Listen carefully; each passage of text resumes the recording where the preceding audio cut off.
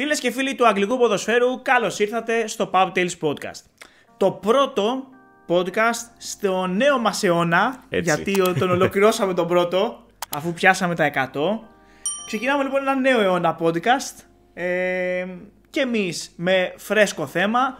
Από την επικαιρότητα δεν είναι, γιατί εντάξει, είναι και δεν είναι, γιατί όπως βλέπετε και από τον τίτλο θα μιλήσουμε σήμερα για τους 10 πιο αδικημένους παίχτες, για τους 10 παίχτες οι οποίοι... Όχι τους 10, δεν είναι 10. Οπα, έχεις δίκιο, 20. Ναι. Καλά ξεκίνησε ο νέος αιώνας podcast με Σαρδάμ. Τέλεια. Θα μιλήσουμε για τους πιο αδικημένους παίχτες, τον έναν πιο αδικημένο από την κάθε ομάδα, αδικημένος είτε από την κερκίδα, είτε από τον προπονητή, είτε από τους φιλάθλους, είτε και από τον ίδιο τον εαυτό, είτε από οτιδήποτε άλλο σκέφτηκα εγώ και ο Θοδωρής να βάλουμε ως είτε λόγο. Και από την ίδια τη ζωή, θα πει κάποιος. Είτε και από την ίδια τη ζωή, ακριβώς, ναι. Ας πούμε λοιπόν αρχικά στην υγεία αυτών των 10 αιώνιων ταλέντων. Ωραία, ναι. Με την πυρίτσα μας. Η 101η μπύρα για αυτό το podcast. Μπορεί και όχι, γιατί σίγουρα έχουμε πιει πολύ περισσότερες κάνοντας Σαρδάμ, ξεκινώντας το podcast από την αρχή, αλλά δεν έχει καμία σημασία αυτό. Λοιπόν, πίνω εγώ. Κάτσε να πιω μια κούλη. Ωραία, ήθελα να πιω εγώ, τέλος πάντων. Σολάρω. Έλα τώρα ήπια. Λοιπόν, πιες εσύ. Δεν πειράζει. Ωραία. Πες λοιπόν, κάτι για ναι. να μην ακούγεται το κενό. Να πούμε ότι, όπως είπαμε, θα πούμε τον ένα παίχτη από κάθε ομάδα. Και ομολογώ ότι σε κάποιες ομάδες ήταν πάρα πολύ δύσκολο να βρεις. Εγώ δηλαδή ζορίστηκα σε 2-3 θέσεις κάπου εκεί. Ήμουνα μέχρι το τέλος. Ποιο να βάλεις, ρε φίλε. Δηλαδή. Εντάξει. Οπότε μπορεί να έχουμε πει και καμία μπουρδα. Οπότε γράψτε μας στα σχόλια. Εμείς εδώ να πούμε μπουρδες στο ακαδημαϊκό podcast αυτό, στο οποίο βραβευμένο από την Premier League την ίδια και επιστοποιημένο για να λέει μόνο και μόνο αληθινά γεγονότα και σωστά. Εννοείται. Εμείς μπουρδα, ποιος θα... στην υγεία σας, εμείς μπουρδα. Σημαντική σημείωση ότι ο καθένας μας έχει βάλει και μια τρολιά. Ναι. Μία τρολιά. Σημαντική σημείωση νούμερο 2. Ο καθένας μας δεν έχει ιδέα τι έχει βάλει ο άλλος. Ισχύει. Μας αρέσει να κάνουμε unbiased αντιδράσεις και να βγαίνουν και προς τα έξω. Και εννοείται ότι για ακόμα μια φορά θα το παίξουμε αλφαβητικά για να μην αδικήσουμε καμία ομάδα. Και με αυτό. Που εντωμεταξύ είναι μεγάλο ψέμα ότι να μην αδικήσουμε καμία ομάδα. Γιατί επειδή πάντα στο τέλος είμαστε σε φάση, όχι, έχει βγει μεγάλο το podcast. Ξέρω, η κακομοίρα Wolves πάντα μένει με 30 δευτερόλεπτα, ξέρω εγώ. Συνήθως βγαίνει πολύ γρήγορα. Να αλλάξει όνομα, δεν με νοιάζει. Πρέπει να βρούμε έναν τρόπο για να έχουμε μια σωστή σειρά. Ισχύει. Λοιπόν, πάμε. Arsenal, όπως πάντα, πρώτη. Λοιπόν, ξεκινάω εγώ. Πρόσεξε. Έχω βάλει έναν παίχτη ο οποίος δεν έχει αδικηθεί από τον προπονητή, από την απόδοση, αδικείται λίγο από τους fans. Και είναι ο Ράγια, ο Νταβίντ Ράγια. Και γιατί τον έχω βάλει. Γενικά, έχω ακούσει πολλές φορές και επειδή είναι η Arsenal, τυχαίνει να έχω παρακολουθήσει αρκετά φέτος και διαβάζοντας σχόλια, ότι ο κόσμος ακόμα προτιμά το Ramsdale, κυρίως επειδή σαν προσωπικότητα είναι πιο εκδηλωτικός άνθρωπος. Δηλαδή πανηγύριζε τα γκολ πιο έντονα, επιφημούσε με το κοινό, εσφυγγεγροθίες κλπ.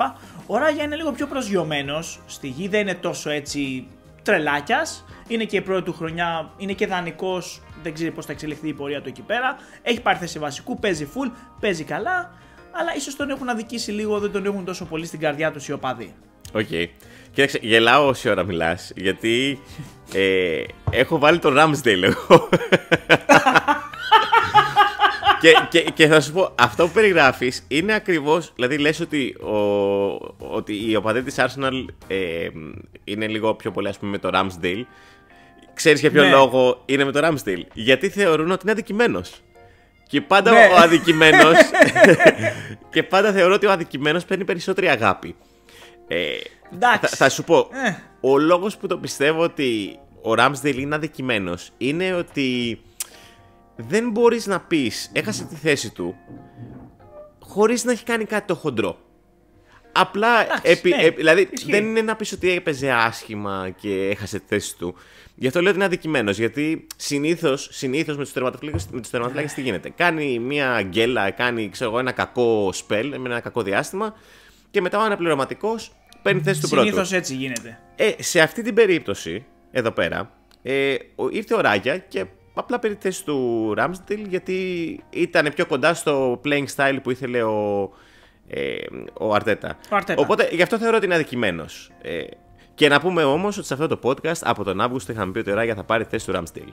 Παρότι ο Ramsdale ήταν πρώτος. Είχες πει. Είχα πει. Νόμιζα είχαμε πει. Οκ, ναι. Μπορεί. Okay. Όπως καταλάβετε και πάλι τη Wolves θα την πετσοκόψουμε γιατί έχουμε κάνει πόση ώρα ανάλυση για τους τερματοφύλακες της Arsenal. Λοιπόν, συνεχίζουμε την Aston Villa. Εδώ δυσκολεύτηκα. Δεν μπορώ να πω ότι είναι από τις πιο περήφανες με επιλογές. Έχω βάλει τον όχι και τόσο πλέον πιτσιρικά Jacob Ramsey. Κυρίως επειδή ίσως στο μυαλό των οπαδών της Villa, από ό,τι ψιλοδιάβασα, τον έχουν λίγο σαν ταλεντάκι ακόμα στο νου. Δεν τον έχουν πιστέψει πολύ στην ομάδα. Δεν έχει πολλές συμμετοχές φέτος, έχει παίξει μόλις 13 παιχνίδια. Και πιστεύω ότι ίσως έχει αδικηθεί λίγο. Δεν έχω κάποια άλλη δικαιολογία. Αυτό. Εντάξει, ναι. Και εγώ δυσκολεύτηκα, αλλά βρήκα μια καλή επιλογή νομίζω.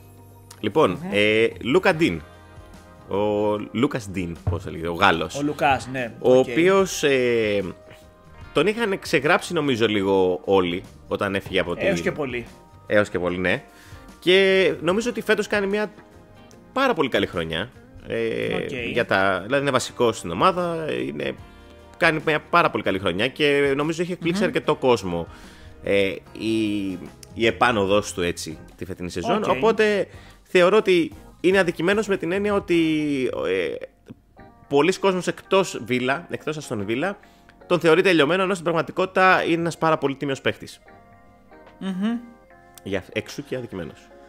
Μάλιστα. Μιας και φορά στα χρώματα της Bournemouth, ξεκίνα. Ωραία. Λοιπόν, Bournemouth. Και εγώ στα Claret. Εγώ με Claret ψιλοβυσινής. Ναι, ισχύει. Σε πιο πολύ. Εσύ είσαι κερασάκι έτοιμος. Είσαι πιο κοντά στην Burnley, ας πούμε. Εγώ είμαι πιο κοντά στην Bournemouth σήμερα. Λοιπόν, η Bournemouth, ας πούμε, ήταν μια ομάδα που με δυσκόλεψε και θα πω ότι αδικημένο θεωρώ τον Ryan Christie, ο οποίος φέτος παίζει παιδί μου μαζί με τον Lewis Cook στο double pivot, στο κέντρο τέλος πάντων, και όλοι μιλάνε για τον Σολάνκε, για τον Τάβερνιε, αλλά θεωρώ ότι ένα από τα βασικά όπλα της φετινής Bournemouth, το οποίο δεν συζητιέται αρκετά, είναι το κέντρο της. Και θεωρώ ότι ο Ryan Christie ή και ο Lewis Cook, αλλά θα σου πω εγώ για τον Ryan Christie, αποφάσισα να επιλέξω ένα από τους δύο, είναι αυτός ο οποίος είναι έτσι ο κρυφός άσος της ομάδας. Και όταν συζητάμε για Bournemouth, αντί να συζητάμε και για το κέντρο της, μιλάμε πάντα για την επιθετική της γραμμή και τον Σολάνκι κυρίως. Οπότε έχει αδικηθεί, θεωρώ, από τον κόσμο. Εντάξει. Είναι σίγουρα η επιλογή σου καλύτερη από τη δική μου.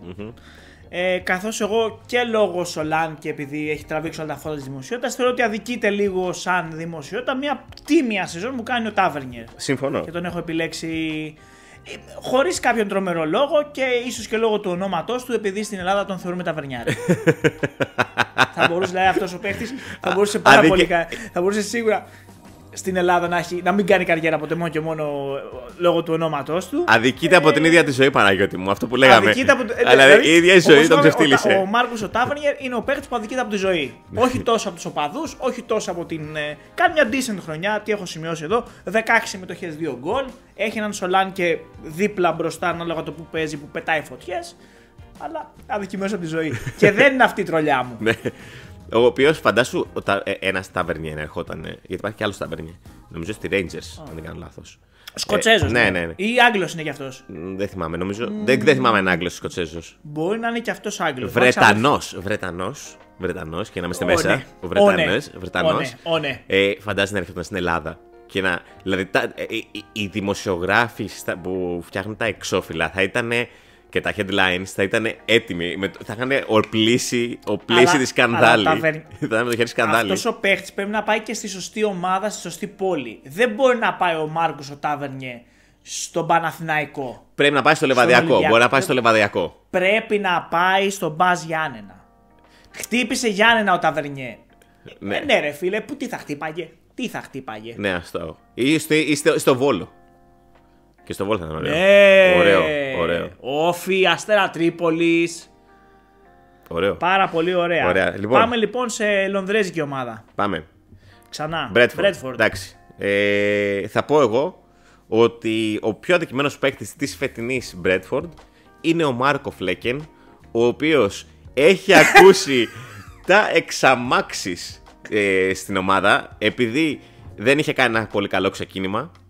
Αντικειμενικά είχε κάποια θεματάκια στο τέρμα, τα τρώγε όρθιος, να το πούμε έτσι, αρκετές φορές. Έκανε και τα λαθάκια του, αλλά είναι ένας πάρα πολύ καλός τερματοφυλάκας, ο οποίος τον τελευταίο 1-1,5 μήνα έχει δείξει ότι άδικα. Φίλε, παίζει πολύ καλά το τελευταίο. Παίζει πάρα πολύ καλά. Παίζει πολύ καλά. Και εγώ που είμαι και σε γκρουπάκια έτσι της Bradford, οπαδών της Bradford ως φίλος ομάδας, μπορώ να σου πω ότι έχουν ξεκινήσει δημόσια, ξέρω εγώ καλά, ότι αυτό το post είναι ένα δημόσιο συγγνώμη στον Mark Flecken. Δηλαδή έχουν ξεκινήσει αυτά. Οπότε επειδή τον θεωρώ αδικημένο παίκτη, και είμαι περήφανος για την επιλογή μου κιόλας αυτή. Ναι. Μάντεψε τι έβαλα. Όχι, Norgard. Γέλαγα επειδή έβαλε τον Φλέκεν. Οπότε μάντεψε τι έβαλα. Εύκολο. Μη σε σκαλώσω. Δεν υπάρχει λόγος. Έχω βάλει το Θωμάτος 300 που είναι ένα πνευματικό τερματοφύλακας. Και επειδή ο Φλέκεν γενικά δεν είχε κάνει ένα πολύ καλό ξεκίνημα, παρότι στο τέλος είναι πολύ καλός. Και ο Στρακός ήταν παιδί, δικό μας παιδί, της γειτονιάς μας. Εγώ τα ξαδέρφια του ήμουν συμμαθητής. Γιος του μεγάλου Φώτο, ανθρώπου που έχει παίξει μπάλα σε εθνικό, πανιόνιο, ιωνικό, προοδευτική, ολυμπιακό και δεν μισχέται από κανέναν, όλοι τον αγαπάνε. Με μια decent καριέρα στη Λάτσιο, σε σοβαρή ομάδα, δεν έχει πάρει ευκαιρίες και θεωρώ ότι είναι λίγο αδικημένος. Είναι αδικημένος, συμφωνώ κι εγώ. Αλλά μάλλον δεν ταιριάζει, νομίζω δεν ταιριάζει πολύ στο στυλ του που θέλει ο Φρανκ. Αλλά ναι, και εγώ στεναχωριέμαι γιατί θέλω να δω τον 300 περισσότερο. Ναι, ισχύει. Brighton. Τι έχεις εκεί? Brighton. Ψιλοδύσκολη επιλογή. Όχι η πιο περηφανή μου. Όχι η πιο σίγουρη. Έχω βάλει τον Ανσού Φάτι. Ένας παίκτης ο οποίος ξεκίνησε κάποτε σαν prospect επίπεδο Εμπαπέ, Χάλαντ για να γίνει ο επόμενος superstar στην Μπαρτσελώνα. Δεν το έχει βγει τόσο καλά. Είναι η πρώτη σεζόν στην Brighton. Είχε και ένα μικρό τραυματισμό που τον κράτησε κάνα μήνα εκτός 1,5. Φέτος έχει 9 συμμετοχές και 2 γκολ. Είναι νεαρός, είναι καλός παίχτης. Ίσως είχε αδικήσει και εκείνος λίγο τον εαυτό του. Αυτό θα έλεγα, ότι νομίζω είναι πιο πολύ... Το είπαμε και ξεκάθαρα, ότι κάποιοι παίχτες που έχουν αδικηθεί ίσως λίγο και από τον εαυτό του τον ίδιο, ίσως είναι σε αυτήν την κατηγορία. Εντάξει, ναι. Συμφωνώ στο κομμάτι αυτό. Αλλά θα μπορούσε σίγουρα να πάρει μερικές ευκαιρίες παραπάνω. Ωραία. Λοιπόν, κοίταξε.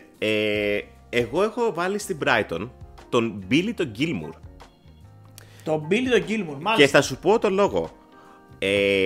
Πολλοί, έως ο περισσότερος κόσμος, όταν ξέρανε για τον Gilmour, ειδικά οι οπαδοί της Chelsea, υπήρχε, όταν τον έβγαλε ο Lampard, θεωρούσαν ότι είναι ένας παίχτης ο οποίος. Το next big thing, ρε παιδί μου, της Chelsea, να το πω έτσι. Το next big thing, που ήταν και 18 χρονών τότε. Αλλά έμεινε στάσιμος. Και μετά πήγε και δανεικός στην Norwich, όπου στην Norwich τον αποδοκίμαζαν. Ναι, τον αποδοκίμαζαν οι οπαδοί. Δηλαδή, τύπου σε ομάδα που πάει να πέσει, τον αποδοκίμαζαν οι οπαδοί, που έπεσε τελικά. Και η Brighton είδε κάτι στον Gilmour και τον αγόρασε. Και τελικά ο Gilmour, από εκεί που ο περισσότερος κόσμος άδικα τον θεωρεί τελειωμένο παίχτη, θεωρώ ότι στην Brighton έχει αναγεννηθεί, έχει αναγεννήσει την καριέρα του και απλά θεωρώ ότι παίζει αρκετά καλά, και επειδή ο κόσμος έχει μείνει στην εικόνα του Gilmour, του τελειωμένου στην Norwich, που έφυγε από την Chelsea ως αποτυχημένος, ας πούμε ως αιώνιο ταλέντο, ως μεδρινός, να το πούμε έτσι. Μεδρινός. Κατσικογιάννης. Ναι. Χατζηγιοβάνης. Ναι. Να πούμε και από άλλες ομάδες, μην λέτε ότι λέμε μόνο για μία. Οπότε ναι, έτσι θεωρώ ότι από τον πολύ κόσμο θεωρείται έτσι αδικημένος. Ότι είναι 22 ετών και θεωρώ ότι πλέον είναι πάλι με upward trajectory. Πάρα πολύ ωραία. Πάμε στην Burnley, την αγαπημένη ομάδα του Pub Tales. Εγώ εδώ δυσκολεύτηκα πιο πολύ από όλες. Η ομάδα όχι πιο πολύ από όλες, αλλά δεν το βρήκα και εύκολα. Θα σου πω, έχω βάλει έναν παίχτη ο οποίος είναι παρόν από την παλιά ορθόδοξη Burnley του Son to Dice. Αλλά στην Burnley 2.0 δεν έχει βρει τόσο καλά τα πατήματά του, τουλάχιστον όπως ήταν πριν. Τον Ισλανδό Viking Johan Gudmundsson. Οκ. Εντάξει, δεν μπορούσα να βρω και κάτι πολύ καλύτερο. Έχει 16 συμμετοχές φέτος. Και η λογική μου ήταν αυτή, ότι επί DICE στην Burnley 1.0 ήταν από τα βασικά και αναντικατάστατα μέλη, ενώ τώρα δυσκολεύεται λίγο να βρει τα πατήματά του, ίσως έχει αδικηθεί λίγο από τον κομπανί. That's it. Okay. Τίποτα παραπάνω. Εγώ δεν ήξερα να βάλω και έβαλα τον David Fofana, ο οποίος ήρθε από την Chelsea, όχι ο Wesley, ο David Fofana. Και ο ξαδερφός του από άλλη χώρα. Ναι, και θεωρώ ότι ήταν αδικημένος από την Chelsea κυρίως, και ότι στην Burnley ίσως μπορέσει να δείξει κάτι. Αλλά και πάλι δεν είμαι πολύ περήφανος στην επιλογή μου, δεν έβρισκα κάτι άλλο στην Burnley. Εντάξει, δεν μπορούμε να τα κάνουμε όλα τέλεια. Ωραία, πάμε λοιπόν στην Chelsea που έλεγες πριν. Για πες τι έχεις βάλει. Κοίταξε, εγώ έχω βάλει, φίλε, Moises Caicedo. Και γιατί έχω βάλει Moises Caicedo? Γιατί τον κύριο Caicedo, τον κύριο 115 εκατομμύρια? Για αυτό το λόγο που είπες τώρα. Γιατί όλοι τον κρίνουν βάσει των 115 εκατομμυρίων και σωστά, με το πρώτο λάθος που κάνει πέφτουν όλοι να το φάνε. Γιατί όντως έχει κάνει λάθη ο Caicedo. Επειδή έχουν δοθεί 115 εκατομμύρια, δεν σημαίνει ότι δεν θα κάνει λάθη. Επίσης είναι νέος και θεωρώ ότι παίζει τίμια. Θα μου πεις, παίζει για το 15 εκατομμύρια. Όχι, δεν παίζει για το 15 εκατομμύρια. Αλλά δεν τον πήρες για να παίξει άμεσα τα 15 εκατομμύρια, τον πήρες για το potential κιόλας. Θεωρώ ότι παίζει τίμια και απλά ο κόσμος πέφτει σε κάθε λάθος του να τον φάει.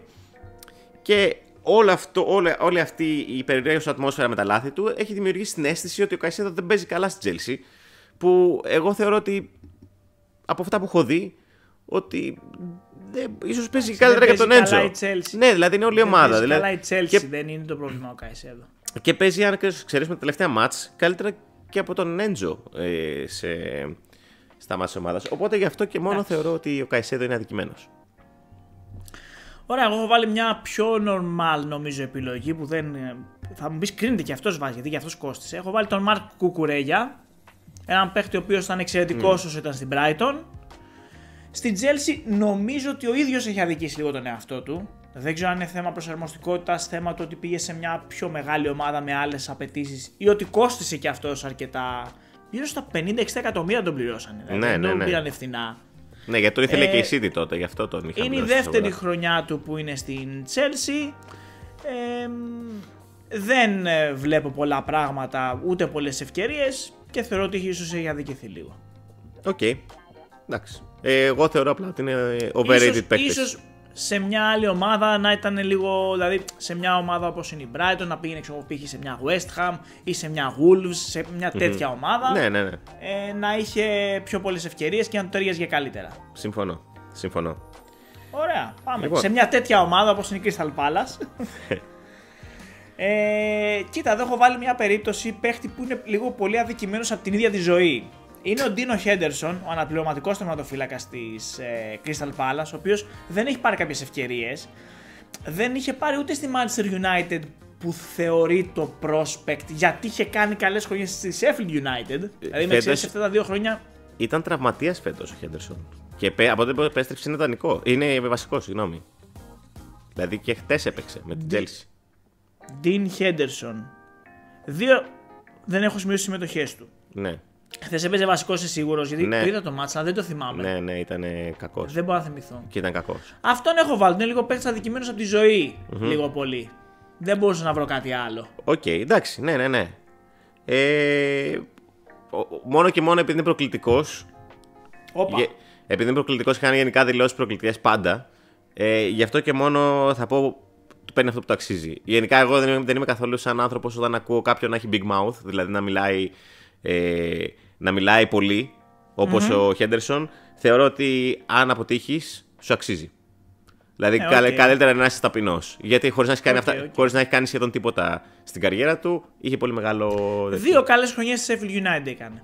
Ναι, και όταν ήταν ιδανικός από τη Manchester United και όταν πήγε στη Nottingham Forest και έπαιζε απέναντι. Και στη Nottingham δεν ήταν κάτι ιδιαίτερο. Και όταν είχε πάει να παίξει απέναντι στη Manchester United, δεν έκανε προκλητικές δηλώσεις για τη Manchester United, γιατί θέλει να αποδείξει. Και μόνο γι' αυτό θεωρώ ότι. Εντάξει, καλό είναι να το κλείνει το στόμα, θεωρώ, σε κάτι τέτοιες πράγματα. Είμαι πολύ κόκκι αυτή τη στιγμή. Έχω γίνει πολύ. Δεν μας έχει πει το παίκτη όμως που έχει βάλει σε ένα αντικειμένο. Εγώ έχω βάλει σε ένα αντικειμένο το Ματέους Φράνκα. Τον παίκτη που κόστησε 26 εκατομμύρια λίρες το καλοκαίρι στην Crystal Palace. Και θεωρείς τώρα. Ναι. Και δεν έχει κάνει τίποτα, δεν έχει βάλει καν γκολ. Έτσι. Και γιατί λέω αδικημένος. Το παιδί είναι 19 ετών. Από τον εαυτό του. Ναι, είναι 19 ετών και ήρθε από τη Βραζιλία. Δηλαδή, ο κόσμος έχει πέσει να τον φάει και θεωρώ ότι έχει πέσει πάρα πολύ να τον φάει αν δεν του δώσει λίγο χρόνο παραπάνω. Μπορεί εν τέλει να είναι flop, έτσι. Μπορεί εν τέλει να φλοπάρει πολύ άσχημα. Αλλά θεωρώ ότι έχουν πέσει πάρα πολύ πάνω του για ένα παιδί 19 ετών που ήρθε από τη Βραζιλία για να. Ξέρεις, και τον κρίνουν βάσει του price tag, βάσει της τιμής που έχει έρθει. Οπότε μπορεί να είναι εν τέλει flop, αλλά θεωρώ ότι έχει αδικηθεί γιατί κρίνεται πολύ αυστηρά για την ηλικία του και για το γεγονός ότι έχει έρθει από μια άλλη ήπειρο. Αυτό και μόνο. Μάλιστα. Ωραία. Συνεχίζουμε με την Everton και έχω βάλει έναν παίχτη τον οποίο οριακά έχουμε ξεχάσει ότι παίζει ακόμα μπάλα, τον Ντέλε Άλι, ο οποίος ουσιαστικά έχει ο ίδιος αδικήσει τον εαυτό του, όντας ένα από τα βασικά στελέχη μιας πολύ καλής τότε να με πει Ποτσετίνο, χρόνια βασικό και αντικατάστατο μέλος. Για κάποιο λόγο πήρε την κατιούσα η καριέρα του, με κάτι δανεισμούς και λοιπά, ούτε στην Everton έχει δείξει κάτι. Νομίζω ότι θέλει ένα restart αυτό, παιδί. Θέλει κάτι διαφορετικό. Έχει αδικηθεί. Έδωσε μια συνέντευξη στο Diary of a CEO. Είχε και τα θεματάκια του. Ναι, που τέλος πάντων, όποιος δεν την έχει δει, θα σε πιάνει. Δηλαδή, σε πιάνει το στομάχι σου για το πώς έχει μεγαλώσει σίγουρα αυτό το παιδί. Είχε κάποια θεματάκια, ναι. Όχι και. Ψυχολογικά. Ναι, και έχει πει ότι έχει θέματα ψυχικής υγείας και γενικά. Τέλος πάντων, δείτε τη συνέντευξη. Είναι πολύ καλό έτσι, σαν μάθημα ζωής κιόλας, θεωρώ, για το πώς κρίνουμε τους ποδοσφαιριστές κιόλας εμείς. Ναι, οκ. Θεωρώ ότι είναι αδικημένος από την ίδια τη ζωή ίσως ο Ντέλε Άλι. Και λίγο και από τον ίδιο τον εαυτό. Ναι. Ας πούμε. Ναι. Λίγο πολύ. Τι έχεις βάλει? Λοιπόν, εγώ έχω βάλει τον Αμπντουλάγε Ντουκουρέ. Όπου νομίζω. Γιατί? Ότι. Θα σου πω γιατί. Λοιπόν, το ήξερες ότι είναι ο πρώτος σκόρερ της Everton φέτος, ο Ντουκουρέ, με 6 γκολ. Όχι, αλλά δεν μου κάνει καθόλου εντύπωση. Ναι. Θεωρώ ότι είναι αδικημένος με την έννοια ότι όλοι μιλάνε για τον Ονανά, για τον Αμαντού Ονανά και ότι θα πάρει μεταγραφή σε μεγάλη ομάδα και. Ενώ θεωρώ ότι ο Ντουκουρέ κάνει μια εξαιρετική σεζόν, ήσυχα. Είναι πολύ σημαντικός στο στυλ που παίζει ο Σοντάις και κατά τη γνώμη μου ίσως να είναι και ο MVP της σεζόν, αλλά ακούγονται άλλοι αντί αυτού. Οπότε η λογική σου είναι ότι έχει αδικηθεί λίγο από το applause που δεν έχει πάρει. Ναι, ότι ρε παιδί μου, επειδή όλοι μιλάνε για τον Ονανά και για τη μεταγραφή του σε μεγάλη ομάδα, κανείς έχουν αφήσει όλο τον Ντουκουρέ απ' έξω. Μάλιστα, πάρα πολύ ωραία. Φούλα, η επόμενη. Όπα. Τι έπανε? Sorry, ήμουν ακριωμένος. Ήμουν ακριωμένος, παιδιά. Όχι, μάλλον έδειξες γιατί έχεις αλλεργία στο όνομα που θα πω, το οποίο δεν περηφανεύομαι. Πιο πολύ τον θεωρώ ότι ο ίδιος αδείξε τον εαυτό του και το potential που ίσως είχε. Έχω βάλει τον Αντάμα Τραορέ. Ένας παίκτης ο οποίος για κάποιο διάστημα, όχι overall, έβγαλε μάτια με τη Wolves. Αυτό μπορούμε να το πούμε. Δεν ήταν σταθερός. Για κάποιο διάστημα έβγαλε μάτια. Είναι μια αλήθεια. Αυτό δεν μπορούσε να το εκμεταλλευτεί ποτέ στην καριέρα του και να κάνει το επόμενο βήμα. Συνέχισε στη Wolves σε πιο μέτριες χρονιές. Πήρε μια ευκαιρία στην Μπαρτσελώνα, κυρίως επειδή ήταν Ισπανός, νομίζω. Τον εβάλανε κάπως έτσι μέσα.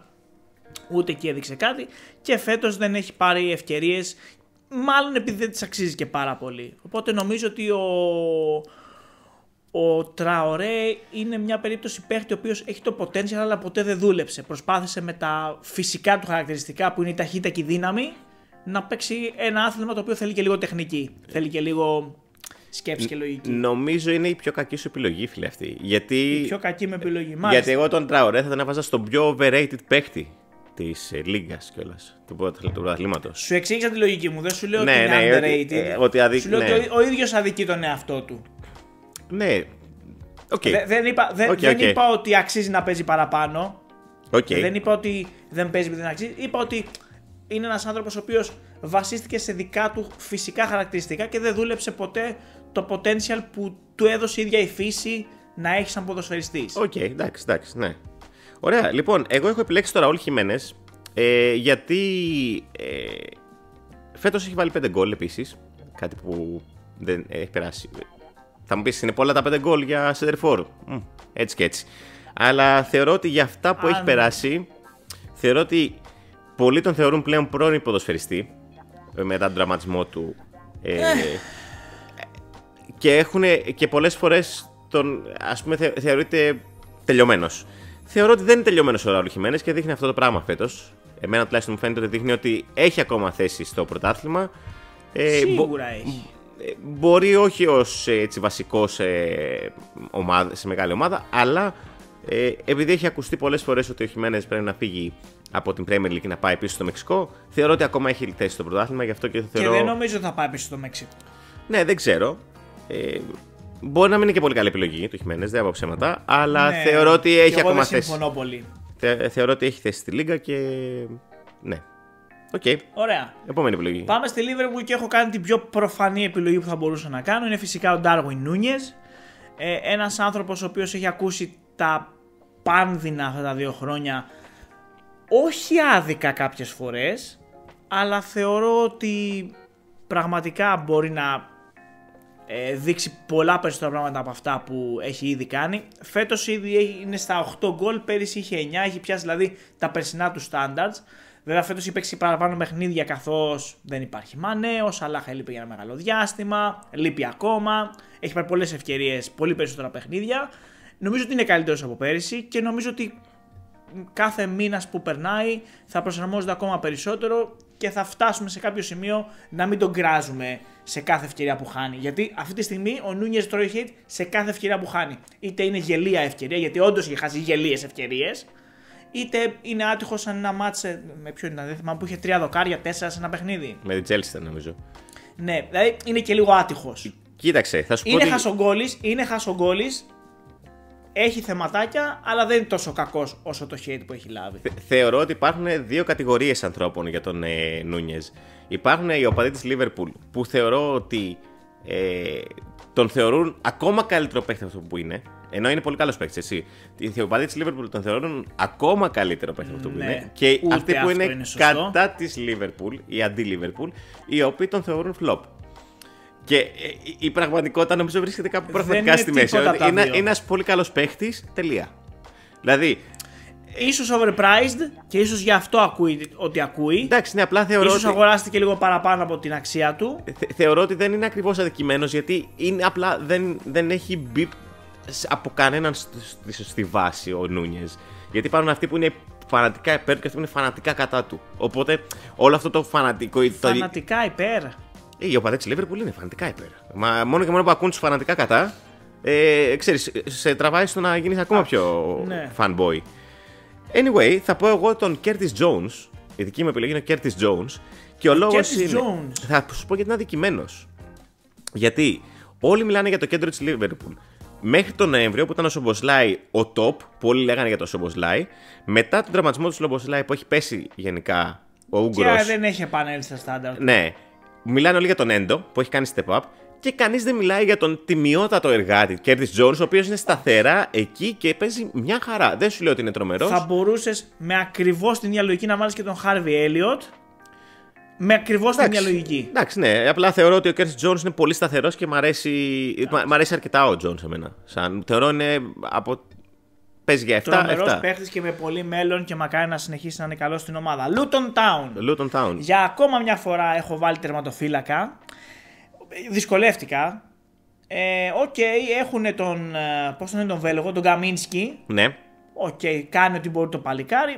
Απλά ο Κρούλ έχει έρθει από μια μεγάλη εμπειρία πολλά χρόνια και στην Premier League και γενικά στην Αγγλία από την Norwich, ξέρει, έχει εμπειρία, δεν έχει πάρει ευκαιρίες φέτος. Καλός μεν ο Καμίνσκι, αλλά θεωρώ ότι είναι ίσως λίγο αδικημένος ο Κρούλ και να είμαι και πολύ ειλικρινής, δεν μπόρεσα να βρω κάποια πολύ καλύτερη επιλογή στην Λούτον. Οκ, ναι, και εγώ στη Λούτον δυσκολεύτηκα. Έβαλα τον Αντεμπάγιο και ο λόγος που έβαλα τον Αντεμπάγιο είναι επειδή θεωρώ ότι ένα πολύ μεγάλο ποσοστό της επιτυχίας του Κάρλτον Μόρις φέτος οφείλεται και στον Αντεμπάγιο και στους χώρους που του δημιουργεί για να μπορέσει να κάνει operate. Οπότε γι' αυτό και μόνο, επειδή όλοι μιλάνε για τον Κάρλτον Μόρις και κανείς για τον Αντεμπάγιο, γι' αυτό θα λέγα ότι είναι αδικημένος. Μόνο για το praise που δεν παίρνει. Anyway, ναι, και εγώ δεν μπορώ να σου πω. Ακούγεται για τον Αντεμπάγιο διάρκεια. Ναι. Δεν είναι. Ωραία. Ναι. Πάμε σε άλλη μια ομάδα που είναι δύσκολο να βρει κάποιον αδικημένο παίχτη. Στη Manchester City, στην κατά πολλών κορυφαία ομάδα στον κόσμο. Ψάχνοντας, θυμήθηκα ότι υπάρχει κάποιος Σέρχιο Γκόμες. Για όποιον δεν θυμάται, ένα αριστερό μπακ πιτσιρικά σχετικά 23 χρονών από την Ισπανία, ο οποίος έχει μόλις 22 συμμετοχές σε μια μισή σεζόν με την ομάδα. Επειδή δεν μπορούσα να βρω κάτι πιο ιδανικό, γιατί ο Guardiola χρησιμοποιεί ένα τίμιο rotation και αυτός είναι λίγο εκτός. Είναι ζόρικη ομάδα, είναι ζόρικη ομάδα να διαλέξεις. Είναι ζόρικη ομάδα γιατί αυτοί που παίζουν είναι καλοί, ρε φίλε. Δεν μπορείς να πεις ότι κάποιος αδικείται. Αφού παίζει καλά. Να σου πω τη λογική δική μου. Εγώ επέλεξα τον Ρόδρυ. Για ποιο λόγο όμως επέλεξα τον Ρόδρυ σαν αδικημένο? Θα σου πω. Πριν πνιγείς με την πύρα. Μάλιστα. Άκουσε με πρώτα. Είναι σίγουρα η πιο ενδιαφέρουσα επιλογή σου και αναμένω να ακούσω αυτήν την αιτιολογία σαν δικαστής που περιμένει να ακούσει τον Κούγια σε υπόθεση με βαρώνους ναρκωτικών, δεν ξέρω κι εγώ με τι. Okay. Λοιπόν, σε αναλογία με τον Κούγια που πες τώρα, θα δικάσω κι εγώ.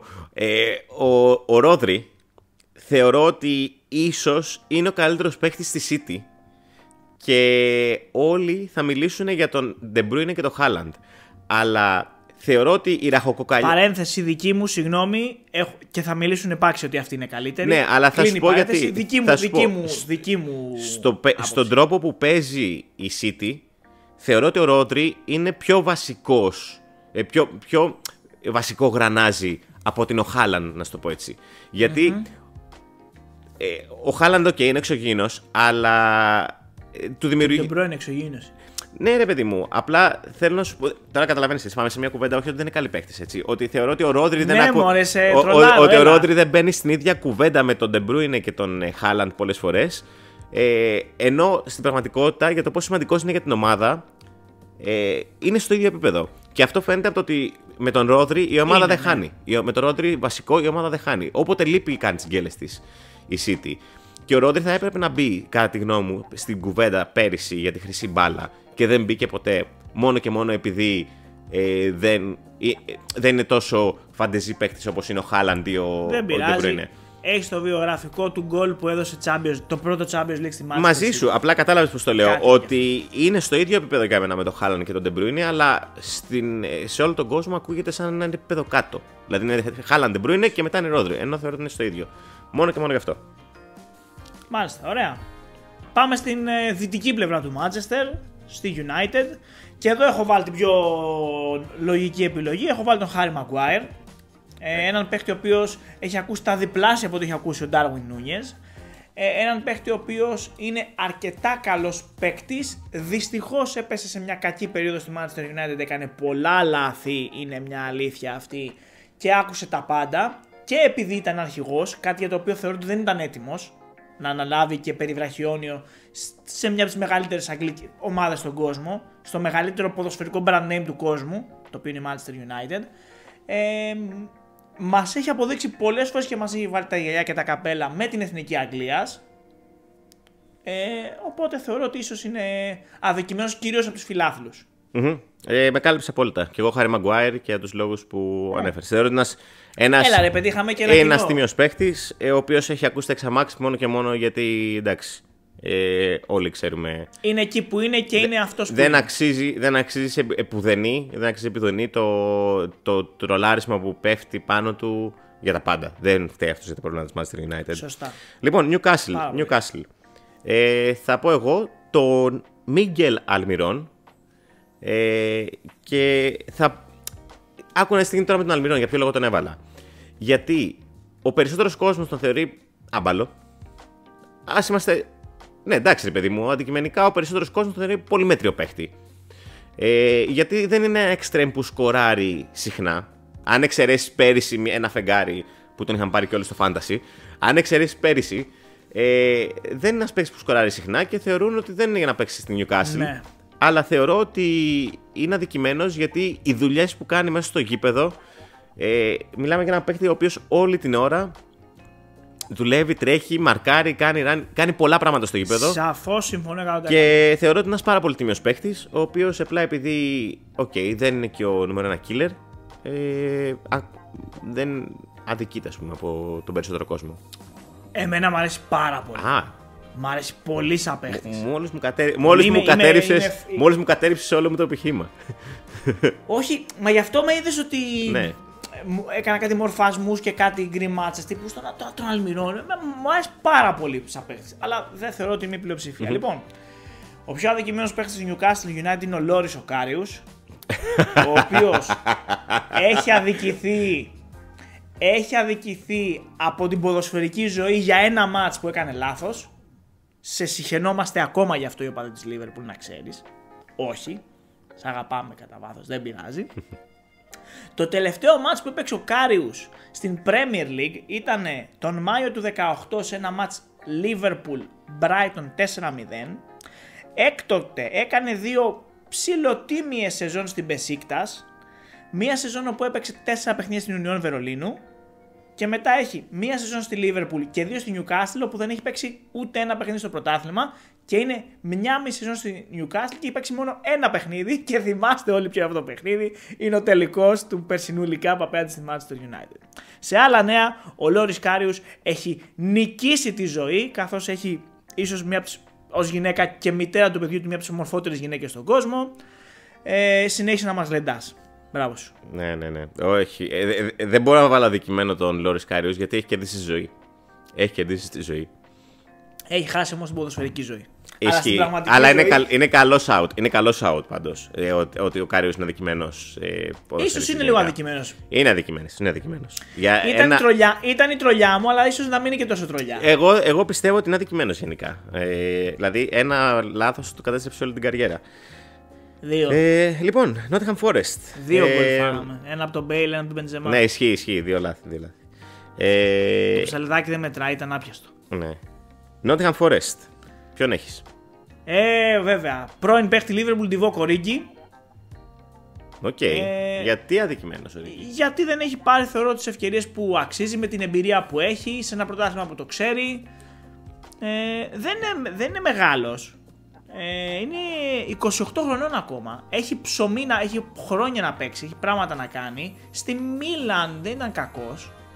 Αλλά στην Nottingham δεν έχει πάρει. Δεν θεωρώ, εγώ σχεδόν καθόλου δεν τον έχω δει. Δηλαδή 10 συμμετοχές φέτος που δεν τον θυμάμαι. Έχει παίξει μόνο σε μάτς που δεν τον έχω δει, δεν τον έχω πάρει χαμπάρι. Έχει μπει ως αλλαγή, δεν ξέρω. Θεωρώ ότι θα πρέπει να παίζει παραπάνω αυτός ο παίκτης. Σίγουρα μπορεί να βοηθήσει την Nottingham Forest, το έχω ξαναπεί. Ωραία. Λοιπόν, εγώ έχω βάλει Chris Wood. Chris Wood. Το ξέρεις ότι φέτος έχει 8 γκολ και 1 assist? Ναι. Κάνει εξαιρετική σεζόν φέτος. Ναι, συμφωνώ. Γιατί αδικημένος? Θα σου πω γιατί αδικημένος. Γιατί κάθε φορά ακούς το πόσα λεφτά έδωσε η Nottingham Forest για ένα τελειωμένο Chris Wood από την Newcastle. Από την Newcastle, που η Newcastle τον είχε πάρει από την Burnley, αν θυμάσαι. Που όλοι λέγανε ότι ο Wood είναι παίχτης Sean Dice και μόνο με το Sean Dice μπορεί να παίζει. Μετά πήγε στην Newcastle, ήταν πολύ μέτρια. Αλλά είναι παίχτης Sean Dice. Είναι παίχτης Sean Dice, αλλά πήγε στην Nottingham Forest και έδειξε ότι είναι ένας πάρα πολύ καλός scorer. Ένας πολύ τίμιος παίχτης και μπορώ να σου πω ότι τον θεωρώ από τους. Και τον έχω αδικήσει μέχρι και εγώ σε αυτό το κομμάτι.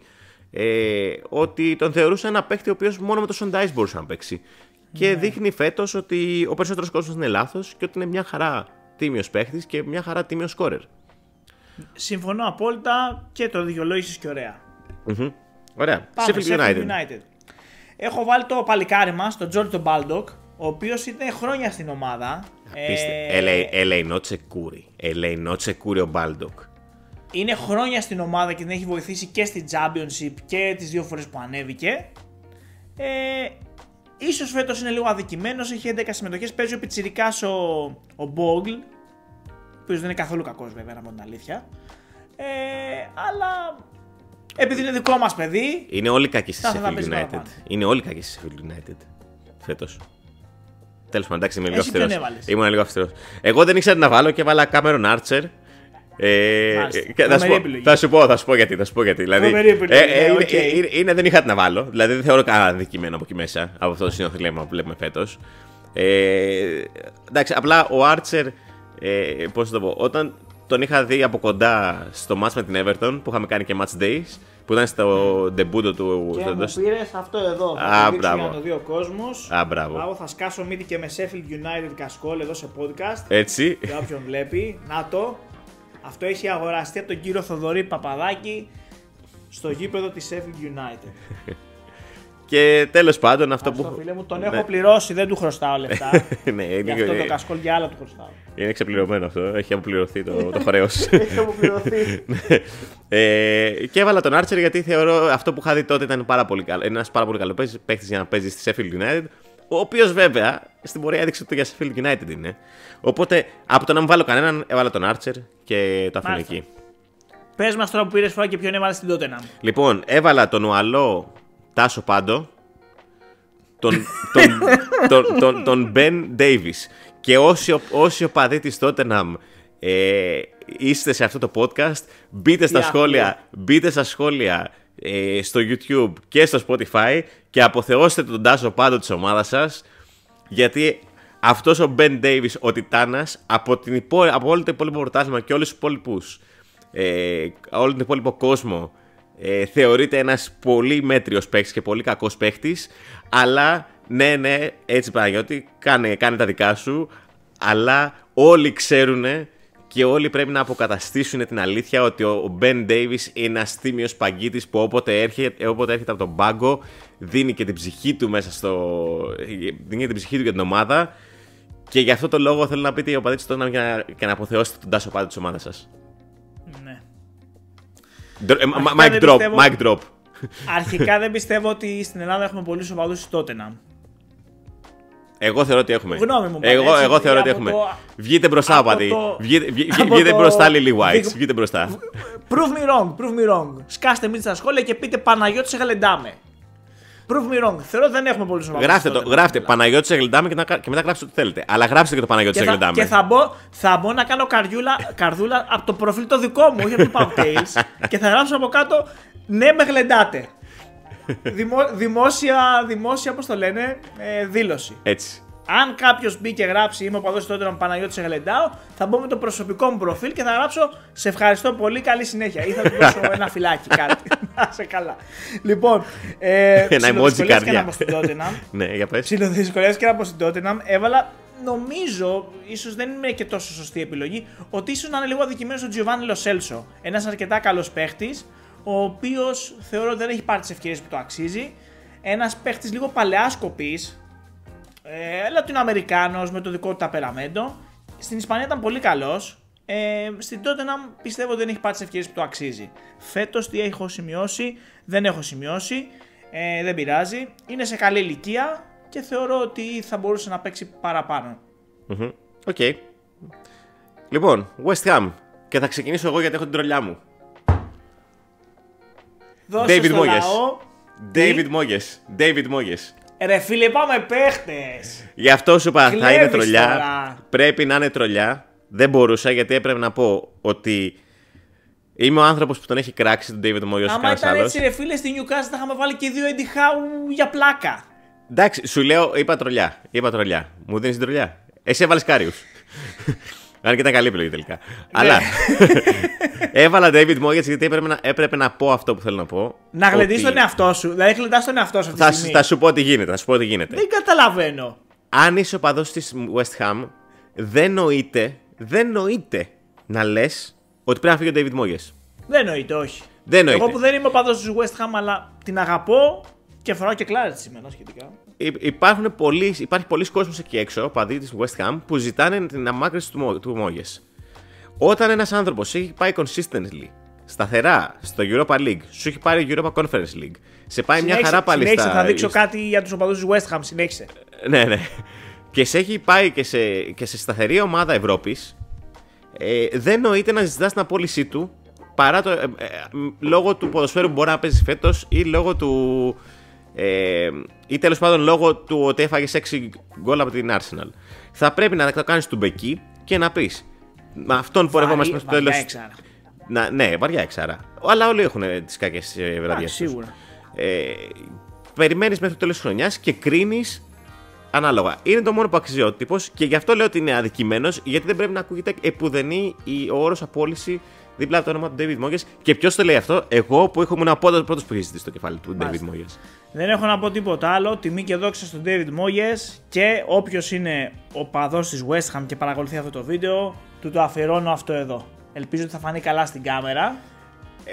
Δείχνει ένα άλμπουμ των Iron Maiden αυτή τη στιγμή για όσους δεν βλέπουν και ακούνε. Το αφήνω εδώ δίπλα. Ευτυχώς το είχα κοντά μου και μπορούσα εύκολα να το πιάσω. Ωραία. Και τι έχεις βάλει εσύ? Α, ναι, δεν είπα. Τέλεια. Ναι. Έχω βάλει τον Dan Ings, γιατί προήρθε από μια πολύ καλή πορεία από τη Southampton, που μετά στη Βίλα ξαναέπεσε και τώρα πάλι δεν είναι τόσο δυνατός. Πιο πολύ ο ίδιος έχει αδικήσει τον εαυτό του, πιστεύω, ότι δεν έχει εκμεταλλευτεί τις ευκαιρίες που έχει πάρει. Δηλαδή, όχι τόσο τον έχει αδικήσει ο Moyes. 9 συμμετοχές φέτος δεν έχει καν σκοράρει. Νομίζω ότι είναι ένας παίκτης ο οποίος αδείξει τον εαυτό του. Okay. Χωρίς πολλά. Και πάμε, θα κλείσω με τη Wolves, γιατί δεν έχω να πω πολλά. Ήταν η ομάδα που με δυσκολεύσε περισσότερο. Δεν μπορούσα με τίποτα να βρω κάποιον παίχτη. Συγγνώμη Wolverhampton. Έχω βάλει τον Μπουμπακάρ Τραορέ, τον 22χρονο αμυντικό μέσο της Wolves. Θεωρώ ότι θα μπορούσε να παίξει λίγα παραπάνω παιχνίδια. Έχει 12 συμμετοχές φέτος. Μπορεί να πάρει περισσότερες ευκαιρίες. Σε κάνα 2 ματσάκια που τον είδα μου άρεσε. Δεν τον έχω δει σε περισσότερα. That's it, δεν είχα να βάλω κάτι άλλο, συγγνώμη. Okay. Εγώ έχω βάλει τον Ματέους Κούνια, και ο λόγος που βάλει τον Ματέους Κούνια είναι ότι πέρυσι το Γενάρη όλοι πέσαμε να φάμε τη Wolves που δώσε 50 εκατομμύρια λίρες για τον Κούνια. Ναι. Και βαφτίζοντάς τον στο τέλος της χρονιάς ως flop. Αλλά φέτος έχει δείξει με 9 γκολ και 6 assist ότι είναι ένας πολύ καλός παίκτης τελικά. Ναι, από αυτή τη λογική έχεις δίκιο. Ότι μάλλον όλοι ήμασταν πολύ προκατηλημένοι στην αρχή και τον κρίναμε γρήγορα. Ναι, για τα λεφτά του. Ενώ είναι πραγματικά ένας αρκετά καλός παίκτης. Μπορεί όχι για 50 εκατομμύρια, αλλά είναι ένας παίκτης ο οποίος. Δεν έβαλα τον Κούνια επειδή όταν τον είδα, λέω εντάξει, ο Κούνια είναι ο καλύτερος παίκτης της ομάδας φέτος. Αυτόν θα βάλω. Ναι. Αλλά κατάλαβες τη σύγκριση. Δεν σκέφτηκα το backstory που το σκέφτηκες και εσύ και είναι πολύ σωστό. Εννοείται λοιπόν ότι θέλουμε να μας γράψετε και εσείς στα σχόλια ποιοι πιστεύετε ότι είναι οι πιο αδικημένες παίχτες, πιο αδικημένοι παίχτες από την ομάδα που υποστηρίζετε ή από οποιαδήποτε άλλη ομάδα. Να κάνουμε λίγο τον χαβαλέ μας στα σχόλια του YouTube ή στο Spotify.